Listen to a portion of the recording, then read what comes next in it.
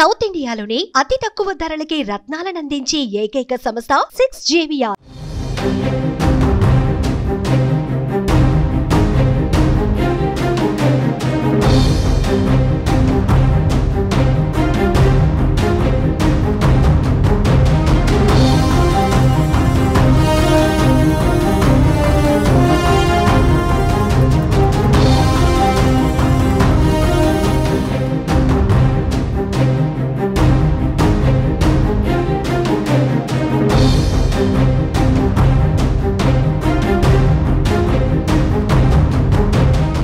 Liquor స్కామ్లో arrest అయిన Delhi CM Kejriwal jail నుంచే పరిపాలన కొనసాగిస్తున్నట్టు తెలుస్తోంది.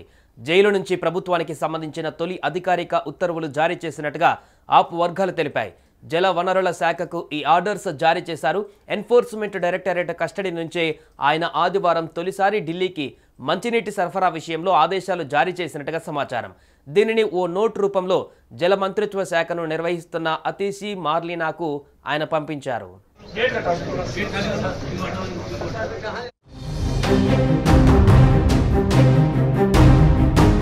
లిక్కర్ స్కామ్ కేసులో అరెస్ట్ అయిన తర్వాత ఆప్ అధినేత ఢిల్లీ సీఎం కేజ్రీవాల్ తొలిసారి సీఎం హోదాలో ఆదేశాలు జారీ చేశారు. ఢిల్లీ ప్రభుత్వంలోని జల మంత్రిత్వ శాఖకు నోటు ద్వారా సీఎం ఆదేశాలు ఇచ్చారని పార్టీ వర్గాలు తెలిపాయి.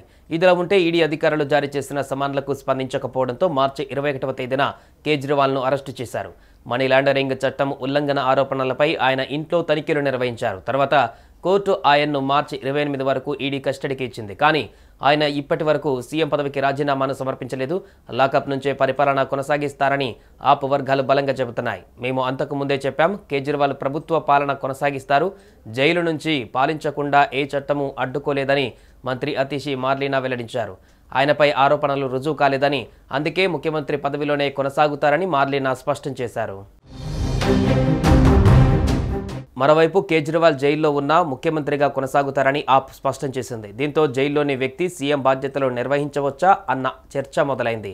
న్యాయ నిపుణుల ప్రకారం విచారణ ఎదుర్కొంటూ రిమాండ్లో ఉన్న వ్యక్తి సీఎం బాధ్యతలు నిర్వహించకూడదన్న చట్టం ఏదీ లేదు. అయితే కఠినమైన జైలు నిబంధనలు ఇందుకు అడ్డంకిగా మారవచ్చని తెలుస్తోంది.